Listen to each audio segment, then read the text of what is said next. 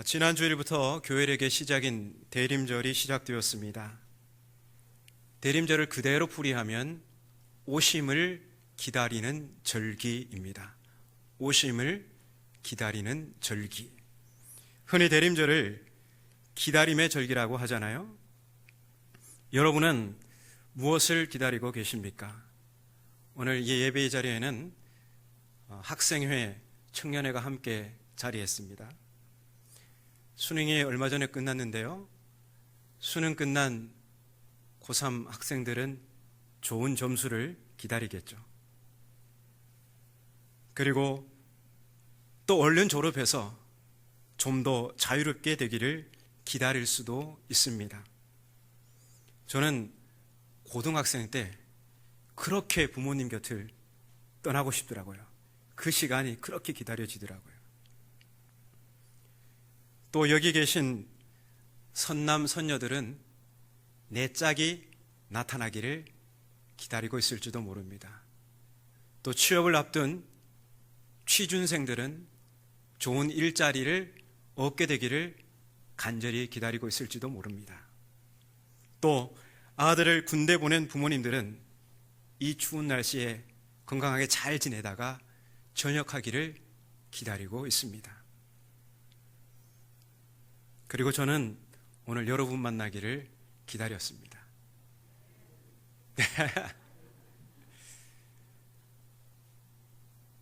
그러고 보면 우리는 크고 작은 기다림 속에 우리의 일상을 살아갑니다. 단지 너무 바쁜 일상 속에서 우리가 그걸 인지하지 못하고 그냥 지나가고 있을 뿐이지, 우리는 생각해보면, 곰곰이 따져보면, 내가 많은 기다림 속에 하루하루를 살아가고 있구나, 그렇게 떠올릴 수 있습니다. 그렇다면 그리스도인으로서 우리는 누구를 기다리고 있습니까? 다시 오실 예수님입니다. 대림절은 아기 예수님을 기다리는 절기가 아니에요. 아기 예수님은 이미 오셨어요. 아기 예수님은요, 아무리 기다려도 오시지 않습니다. 우리가 기다리는 대상은 다시 오실 예수님이십니다. 물론 우리는 대림절에 이미 오신 예수님을 기억합니다. 그리스도의 오심과 생애와 십자가와 부활을 통해 주신 그 은총에 감사합니다. 빠뜨릴 수 없는 거죠. 하지만 우리가 대림절에 기다리는 분은 세상의 심판자로 오실 예수님이십니다. 그런데 예수님은 세상의 심판만을 위해서 오신 분은 아니죠. 오셔서 악인을 심판하시고 의인의 눈물을 닦아주실 공의와 정의의 재판장이신 예수님을 우리는 기다리고 있습니다. 물론 예수님의 재림의 때는 누구도 알 수 없습니다. 근데 여러분, 기다림, 그리스도인이면서도 기다림은 아무나 할 수 있는 것이 아닙니다. 성경의 약속을 믿고 오실 분을 간절히 사모하며 그분이 오시지 않으면 도무지 나아질 것 같지 않는 그 처절한 상황 가운데 있는 사람이 기다립니다. 그래서 기다림을 다른 말로 소망이라고 합니다. 오늘 나의 풍요로운 삶이 영구하기를 바라는 부자가 다시 오실 예수님을 기다릴까요? 그가 소망이라 여기는 재물이, 명예가 바로 지금 여기에 있는데 그 소망이신 예수님을 기다릴까요? 여러분, 1세기 초대교인들은 어땠을까요? 그들의 기도문을 보면 알 수 있는데요, 그들의 기도에는 항상 이 말이 빠지지 않았습니다. 마라나타, 주 예수여 오시옵소서. 마라나타, 주님 오시옵소서. 그들의 기도에는 항상 이 마라나타라가 들어갔습니다. 1세기 그리스도인들에게 소망은 부활하신 예수님 뿐이었습니다. 당시 국가 정치와 종교는 유대 땅에 살아가던 가난한 민중들을 돌보지 않았습니다. 오히려 그들은 가난한 그 백성들의 고혈을 짜서 그들의 부를 축적하고 기득권을 수호해 갔습니다. 그래서 1세기 유대인들은 구약의 예언자들이 선포할 그 오실 메시아만이 그들이 처한 비극적 상황을 새로운 세상으로 바꾸실 분으로 믿고 기다렸습니다.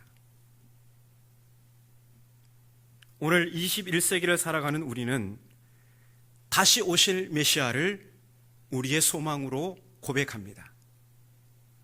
따라서 오늘 우리의 시점에서 대림절은 크리스마스를 준비하는 데 있는 것이 아니라 다시 오실 주님을 예비하는, 그 주님의 길을 준비하는 데 있습니다.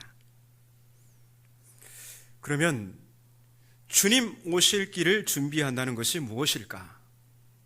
우리는 그것을 알기 위해서 과거 그리스도의 첫 번째 오심을 준비한 선구자 세례 요한의 모습에서 그를 본보기 삼아서 다시 오실 주님을 기다리며 맞이할 준비가 무엇인지 알 수가 있습니다. 오늘 본문에 세례 요한이 전한 메시지는 사복음서 전부였습니다. 마태, 마가, 누가, 요한, 이 세례 요한의 이야기가 다 있는데요. 마태복음에는 3장, 마가복음에는 1장, 누가복음에는 3장, 요한복음에는 1장 이렇게 씁니다. 그러면 3장 1장 3장 1장 이렇게 되죠. 그래서 제가 신학교 입시 공부할 때 이걸 어떻게 외울까 하다가 3장 1장 3장 1장이니까 세1 세1 이렇게 외웠습니다. 그래서 잊어버리지 않고 문제가 나오면 딱 맞출 수 있게 그렇게 외웠던 기억이 나는데요. 그런데 이 각 복음서마다 강조점의 차이가 있어요. 마태는 세례 요한의 이야기를 왼쪽의 측면에서 봤다 하면, 또 마가는 정면에서, 누가는 또 이쪽 측면에서, 요한은 아예 뒤쪽에서 세례 요한의 모습을 보면서 각각의 관점이 차이가 있습니다. 우리가 읽은 본문은 누가복음서이죠. 누가는 다른 복음서 기자와는 달리 세례 요한 이야기의 도입부에서 사건이 일어난 연대를 상당히 정확하게 전해주고 있습니다. 우리 본문 1절 2절인데요. 다시 한번 1절 2절을 우리 같이 읽어보겠습니다. 시작. 디베로 황제가 통치한 지 15해 곧 본디오 빌라도가 유대의 총독으로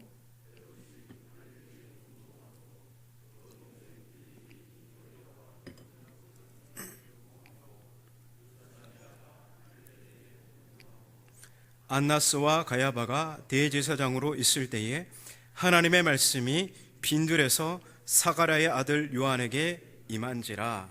아멘.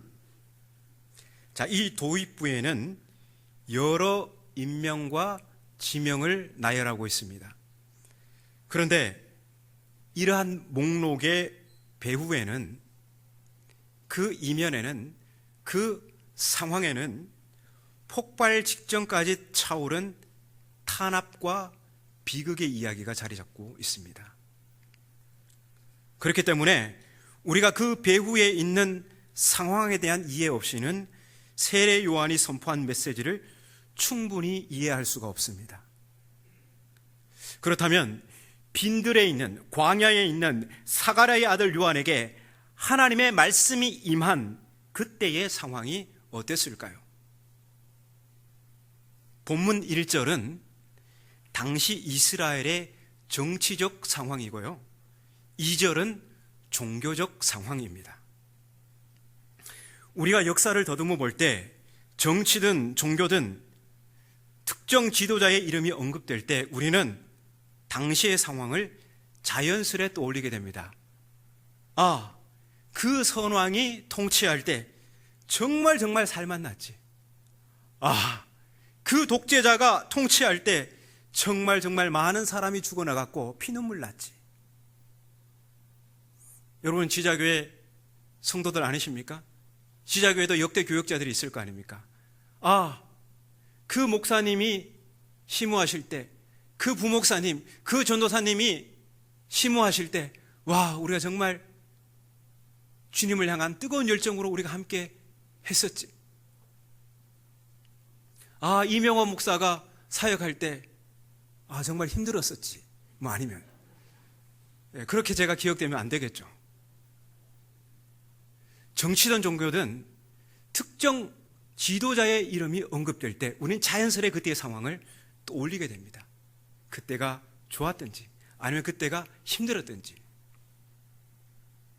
그렇다면 본문 1, 2절에 언급된 정치 종교 지도자들이 활약한 당시 이스라엘의 상황은 어땠을까? 먼저 정치적 상황을 한번 살펴보겠습니다. 자, 1세기 이스라엘은 로마의 지배 아래 있었잖아요. 로마의 속국으로 있었습니다. 그래서 로마의 지배 아래에서 급격히 로마화되고 있었습니다. 로마를 닮아가고 있었습니다. 제국이 약소국을 식민지로 삼을 때 가장 효과적인 방법은 그 나라의 정통성, 민족성을 말살시키는 겁니다. 그리고 그 민족에게 제국의 질서와 문화를 이식하는 겁니다.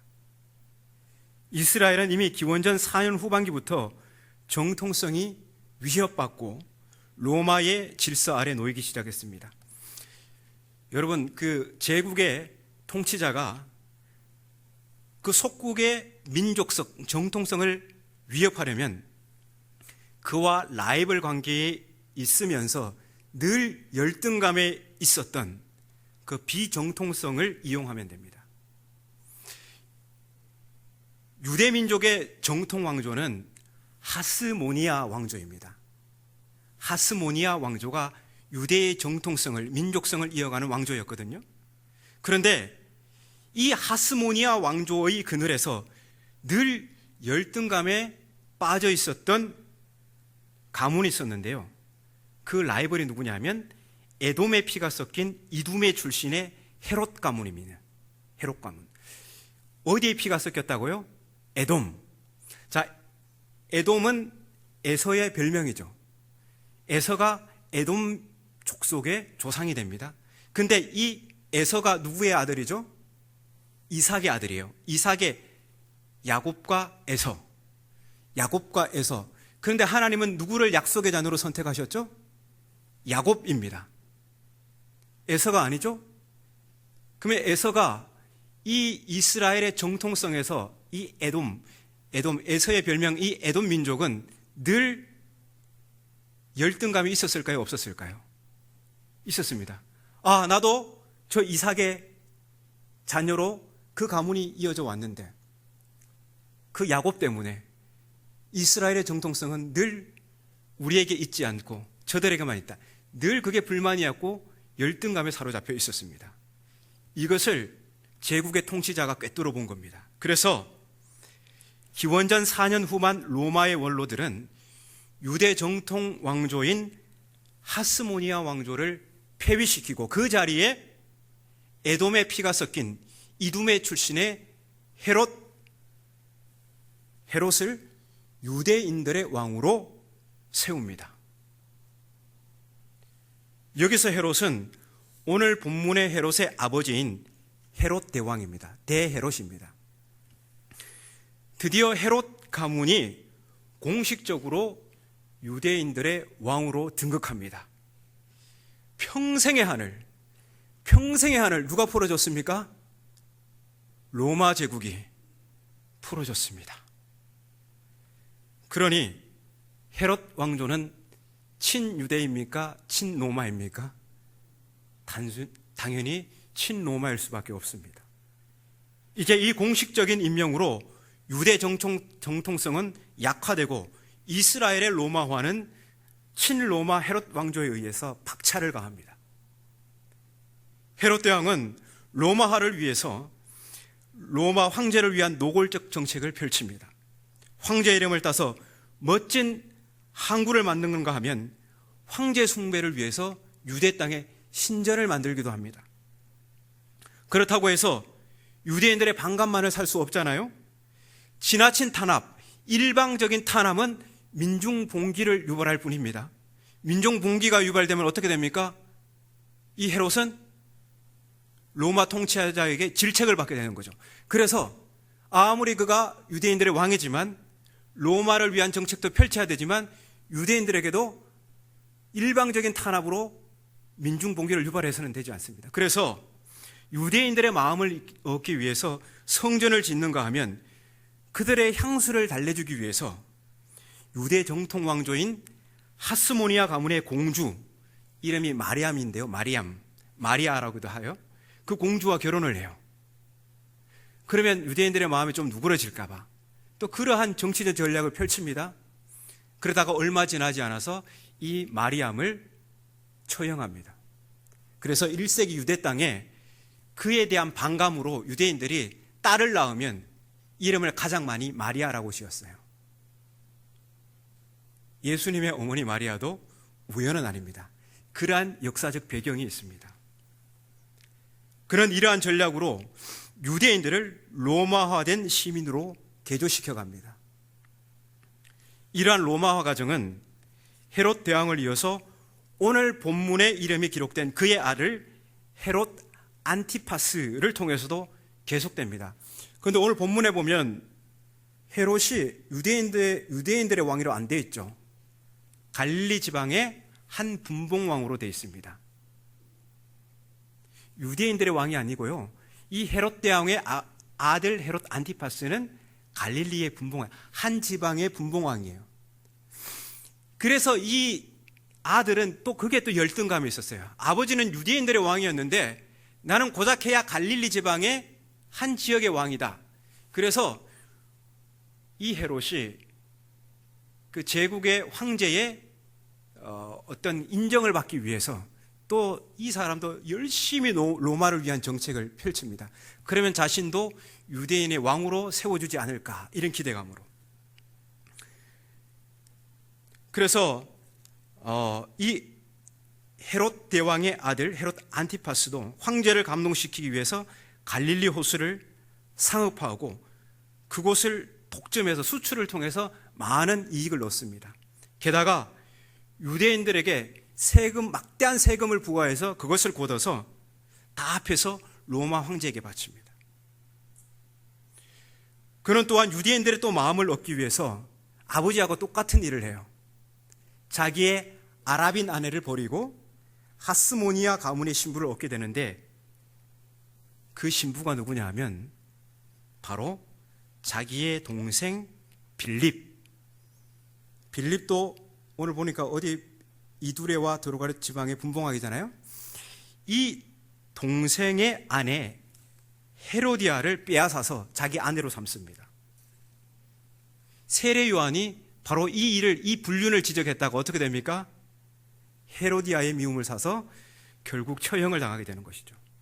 자, 이러한 로마의 지배적이고 탄압적인 정책으로 인해서 벌써부터 이스라엘 곳곳에서는 새로운 세상을 위한 운동이 벌어지고 있었습니다.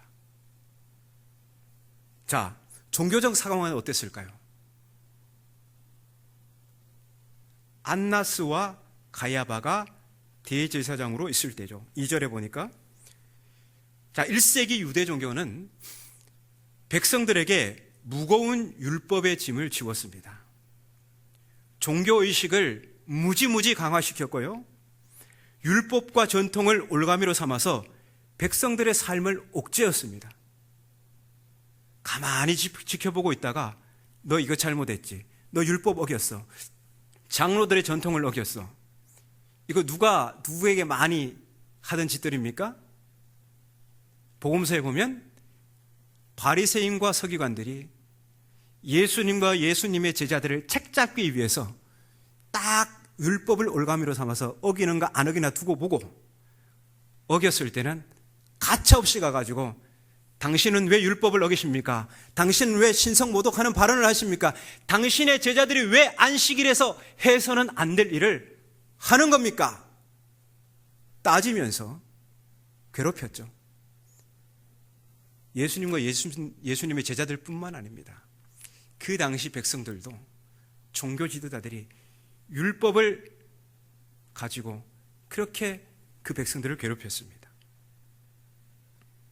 백성들의 삶은 피폐해 갔지만 종교 지도자들은 그들을 위로하거나 돌보지 않고 율법을 무기로 삼아 사람들을 겁주고 정죄하면서 자신들의 이속을 채우며 기득권을 수호해 갔습니다. 이처럼 로마의 지배적 통치에 기반을 둔 헤롯 가문의 공포와 탄압이 유대 사회를 휘감고 있을 때, 유대 종교가 성경과 율법을 미천 삼아 상업화되고 부패되었을 때, 성경의 렌즈는 유대 광야에 있는 세례 요한을 향합니다. 그리고 새로운 세상을 꿈꾸던 사람들이 그에게 몰려들기 시작합니다. 한편으로는 유대 지도자들이 지은 율법의 무거운 짐과, 다른 한편으로는 로마의 위협적인 지배적 통치로부터 자유와 해방을 누리는 그러한 새로운 세상 말입니다. 그런데 참 이상하지 않습니까? 새로운 삶, 더 나은 세상을 원한다면 통치자나 성전에 가서 시위를 하든지 해야 하는데, 사람들은 유대 광야로 몰려듭니다. 그곳에 무슨 희망이 있다고 말입니까? 그곳에는 낙타 토롯을 입고 허리에 가죽띠를 띠고 메뚜기와 야생꿀로 연명하고 있는 세례 요한이 있을 뿐입니다. 생각해 보십시오.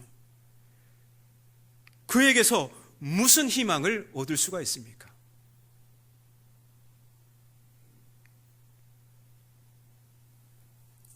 유대 백성들은 역사를 기억했습니다.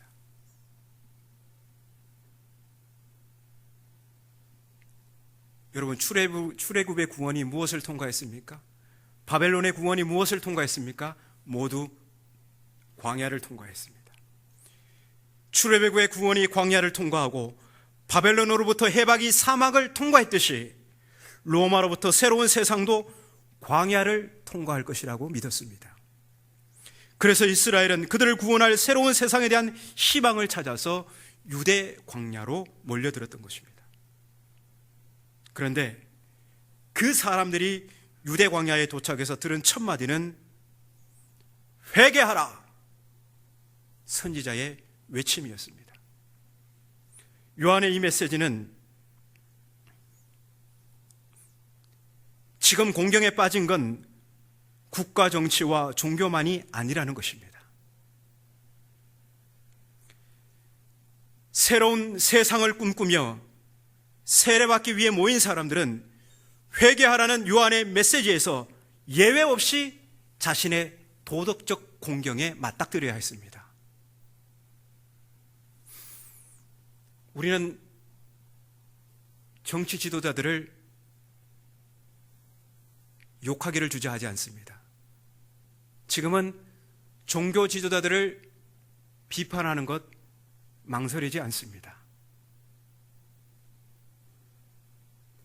우리가 이렇게 된 것이 국가 정치와 종교 지도자들의 탓으로 돌리는 것 주저하지 않습니다. 당시 이스라엘 백성들도 마찬가지였습니다. 새로운 세상을 꿈꾸는데 국가 정치, 종교 어느 것도 그들에게 희망이 없었습니다. 그래서 광야로 몰려들었습니다.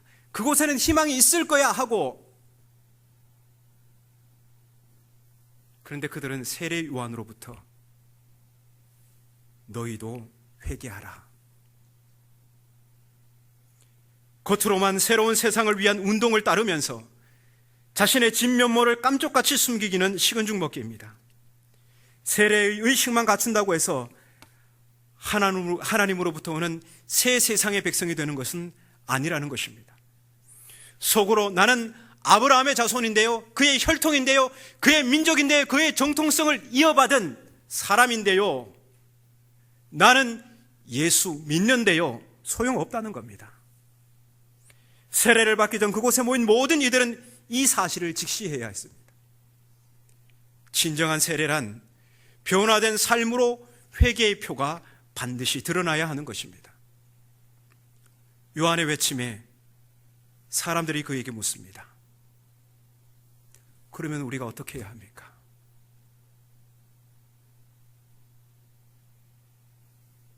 그러자 요한은 사람들과의 장황한 논쟁을 피하고 실생활의 원칙들을 제시합니다. 옷이 두 벌이라고 한 벌은 남에게 주어라. 필요한 사람에게 주어라. 음식이 너무 많다고 그것도 마찬가지야. 요한은 핵심을 놓치지 않습니다. 로마화 과정 가운데 생긴 빈익빈 부익부 현상을 목격하고 그 해결책을 구체적인 실생활의 원칙에서 제시하고 있습니다. 두 번째 신뢰가 무엇입니까? 제 아무리 호황을 누리더라도 납세를 좋아하는 사람은 없습니다. 당시 유대인들은 지역 통치자의 강압적 요구에 따라 세금을 냈는데 이 파렴치한 통치자들은 뻔뻔스럽게 자기 주머니를 챙기면서 또 세리에게도 이 같은 일을 할 수 있는 무언의 허가증을 내주었습니다. 요한은 세리에게 더 이상 이런 통치자를 위해서 일하지 말라고 하지 않습니다. 생활비를 벌어야 하되 그 이상은 삼가하라고 합니다. 동족을 희생시키면서까지 부과된 세금 외에 더 걷어서는 안 된다고 합니다. 세 번째 신뢰로 군인들이 소개되고 있죠. 이 군인들은 헤롯 군대 소속입니다. 세리와 마찬가지로 요한은 그들에게 직업을 버리라고 하지 않습니다. 너무 뻔한 대답 같지만 요한은 그들에게 지위를 남용해서는 안 된다고 합니다. 폭력으로 사람들의 재산을 빼앗아서도 안 된다고 합니다. 그리고 받는 봉급에 만족하라는 말은 그들이 헤롯으로부터 받는 낮은 임금에 대한 불만을 강도직과 약탈의 구실로 삼아서는 안 된다는 말입니다. 자, 우리는 여기서 옛 질서와 단절하고 새 질서 안으로 들어가는 세례, 회개가 어떤 종교의식을 강화하거나 어떤 극단적인 조치를 취하는 것이 아니라는 사실을 알게 됩니다. 새 질서의 삶은 여전히 일상을 살아가는 겁니다. 여전히 밥을 먹고 옷을 입고 일하며 사는 것입니다. 자신의 직업으로 가족의 생계를 이어나가며 살아가는 것입니다. 그러나 요한에게 질문을 던진 사람들은 요한이 제시한 실생활의 원칙에서 새 세상을 꿈꾸면서도 새 세상에 합당하지 않는 그들의 자신의 부끄러운 일상을 마주해야 했습니다. 무리들은 새로운 세상을 원했지만 그들의 일상은 제거 챙기고 축제하기에 바빴습니다. 세리들은 세례받기를 원했지만 그들은 가난한 백성들에게 과도한 세금을 부과하고 차익을 제 주머니에 챙겼습니다. 군인들도 더 나은 세상을 원했지만 그들은 낮은 임금에 대한 불만을 구실로 삼아서 강제로 빼앗고 약탈했습니다. 아마도 그들 모두는 그들의 그러한 일상이 로마화된 이스라엘 사회에서 어쩔 수 없는 선택이라고 여겼을 것입니다. 그러나 요한은 세례받고자 하는 백성들의 그러한 일상을 용납하지 않았습니다. 요즘 세상에서 뭐 이 정도는요, 우리가 살아가는데 이 정도는 다 해요, 누구나. 용납하지 않았습니다. 세례를 받고자 한다면 일상을 새롭게 해야 하는 것입니다. 로마의 질서를 버리고 그리스도의 새로운 질서 안으로 들어가려면 현재 내 처지를 구실 삼아 부도덕한 짓을 행할 수 없다는 것입니다. 그들에게 참 구주로 오시는 메시아를 준비하는 사람은 무엇보다도 종교적 의식적 회개가 아니라 일상의 삶이 회개의 표로 드러나야 한다는 것입니다. 오늘 우리는 요한의 세례 이야기를 통해서 세례받는 우리가 다시 오실 주님을 맞이할 준비하는 것이 무엇인지를 배우게 됩니다. 그것은 우리의 일상이 거룩해지는 것입니다. 우리는 흔히 회개를 종교적인 것으로 한정하는 경향이 있습니다.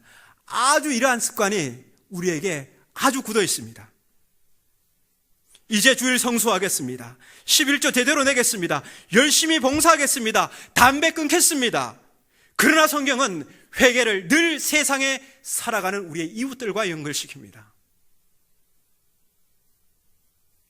회개란 종교적 갱신을 넘어서 세상과 나누는 화해입니다.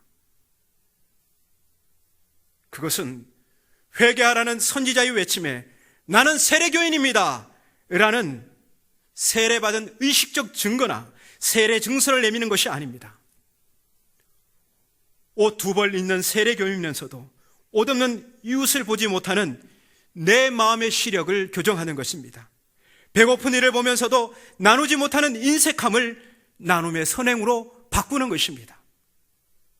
세례교인이라 하면서 탈세를 하고 뇌물을 주고받으며 부당한 이익을 취하는 일상을 깨끗함과 정직으로 바꾸는 것입니다. 예수 믿는다 하면서 내게 주어진 권리를 가지고 약자를 짓밟고 내 이익을 위해서 위증을 하고 임금이 적다 하여 부당한 이익을 취하려는 모든 사사로운 행동으로부터 돌이키는 것입니다. 이것이 바로 오실 주님을 기다리며 준비하는 세례교인의 거룩하고 온전한 모습인 것입니다. 오늘 여러분, 이곳에는 학생회와 청년들이 있습니다.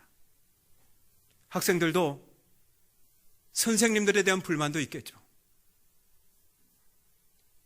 부모님들에 대한 불만도 있습니다. 오늘 한국 사회 교육에 대한 문제점을 지적하기도 합니다. 다 옳습니다.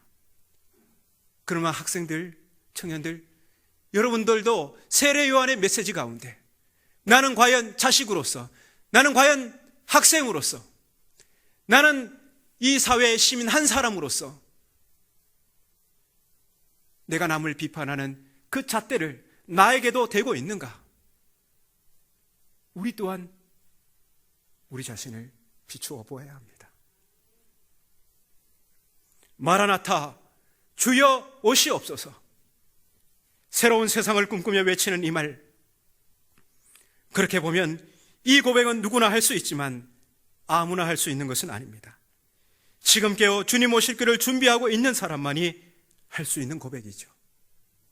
그러나 그 준비는 종교적 열심을 넘어서는 것이고 어떤 파격적인 변화라기보다는 옛 질서에서 벗어나지 못한 오늘 우리의 일상이 그리스도의 새로운 질서 아래 놓이게 하는 것입니다. 마라나타, 주여 오시옵소서.